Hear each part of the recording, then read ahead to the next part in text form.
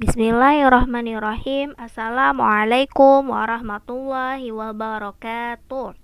Radina billahi rabba wa bil islami dina wa bi muhammadin nabiyya wa rasulah. Rabbi zidni ilma warzuqni fahma.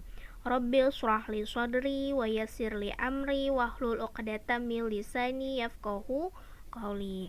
Ya teman-teman, bagaimana kabarnya? Semoga selalu diberikan kesehatan ya oleh Allah Subhanahu wa Ta'ala, dan selalu semangat terus untuk belajar. Ya, hari ini kita akan belajar pendidikan agama Islam. Materi yang akan kita pelajari yaitu materi bab 3 tentang hormat dan patuh kepada orang tua, guru, dan anggota keluarga. Ya, sebelumnya ada pengertian tentang akhlak terpuji. Apa sih akhlak terpuji? Akhlak terpuji adalah kebiasaan, sikap, dan perbuatan dalam kehidupan sehari-hari yang tertanam dalam jiwa seseorang yang sifatnya baik.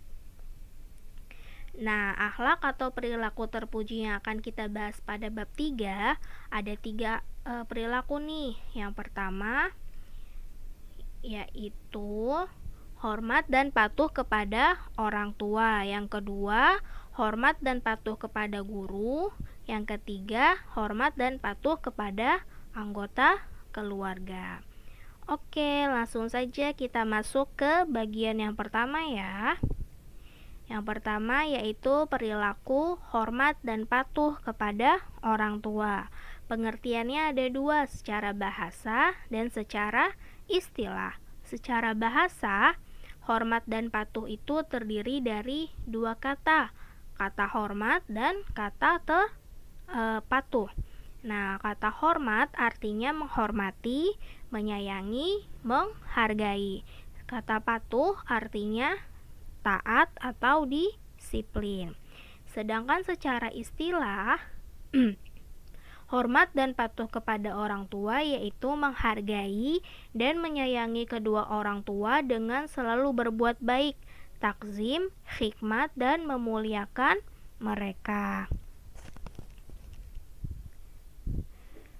Nah, perilaku hormat dan patuh kepada orang tua ini dijelaskan di dalam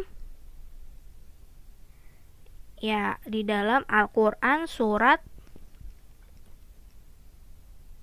Al-Baqarah ayat 83. Ya. Nah, contoh perilaku hormat dan patuh kepada orang tua apa saja? Contohnya ada 6. Yang pertama, patuh dan taat terhadap nasihatnya. Ketika orang tua kita menasehati, tujuannya itu untuk kebaikan kita. Nah, jadi kita harus patuh terhadap nasihatnya. Yang kedua, tidak membantah atau berbicara dengan sopan dan halus. Nah, ketika dinasehati kita tidak boleh membantah, harus mendengarkan, patuh, dan ketika berbicara kepada orang tua kita menggunakan bahasa yang sopan dan halus. Yang ketiga, melaksanakan perintah dan membantunya dengan ikhlas. Ketika ibu kita atau ayah kita memerlukan bantuan kita, kita harus membantunya dengan ikhlas. Nah, yang keempat yaitu merawat mereka pada sakit dan selalu mendoakannya. Ketika orang tua kita sakit, kita harus merawatnya dan selalu mendoakan mereka setiap habis sholat supaya diberikan kesehatan dan umur yang panjang. Yang kelima yaitu mengucapkan salam dan mencium tangan orang tua ketika pergi dan pulang sekolah. Nah, ini penting. Kenapa? Karena salah satu bentuk menghormati orang tua. Ketika kita mau berangkat sekolah, kita mengucapkan salam dan mencium tangannya. Assalamualaikum Bu, saya berangkat sekolah ya. Begitu juga saat pulang, kita harus mengucapkan salam. Assalamualaikum Bu, saya sudah pulang. Seperti itu contohnya. Yang keenam yaitu tidak mendurhakai dan selalu menghargai apapun usaha yang telah dilakukan orang tua. Nah, orang tua kita sudah melakukan usaha yang sangat banyak untuk kita. Salah satunya memberikan kita makanan yang sehat dan bergizi, merawat kita, memberikan kehidupan yang sangat baik untuk kita, membiayai sekolah kita. Nah, oleh karena itu, kita harus selalu berbakti, tidak boleh mendurhakai dan menghargai apapun usaha yang dilakukan. Next, kita masuk ke bagian yang kedua, yaitu hormat dan patuh kepada guru. Pengertiannya ada dua secara bahasa. Sama, terdiri dari dua kata, yaitu kata hormat dan patuh. Ya, hormat berarti menghormati, menyayangi, menghargai, dan patuh berarti taat atau disiplin. Sedangkan secara istilah, hormat dan patuh kepada guru adalah menghargai dan mematuhi serta mendengarkan semua yang disampaikan oleh guru dan melaksanakannya dengan sebaik-baiknya. Ya, contoh sikapnya ada 5. Yang pertama, memuliakan dan tidak menghina guru. Ya, kenapa? Karena guru itu sudah mengajarkan kita banyak ilmu.